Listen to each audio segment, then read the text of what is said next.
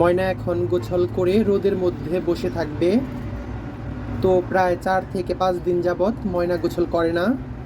তো দেখতেই পাচ্ছেন ময়না কিভাবে গোছল করছে। একটা বাটির মধ্যে এভাবে পানি দিয়ে দিলে সে একাই গোছল করে নেয়।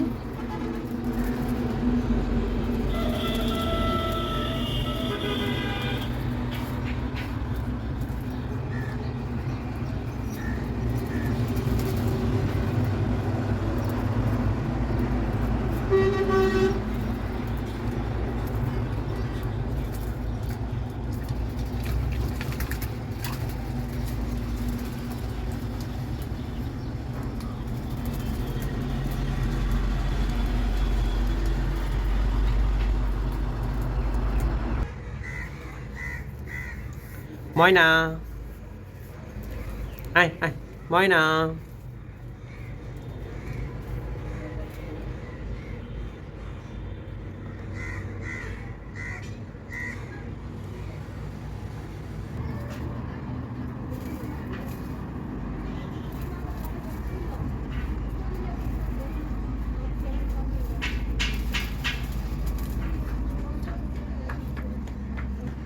ময়না,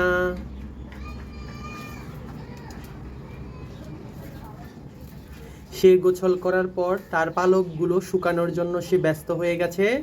এখন সে আর কথা বলবে না, এখন সে খুব ব্যস্ত। দেখতেই পাচ্ছেন আপনারা কিভাবে পালকগুলো শুকিয়ে নিচ্ছে। এখন রোদের মধ্যে বসে থেকে পালকগুলো শুকিয়ে নিবে।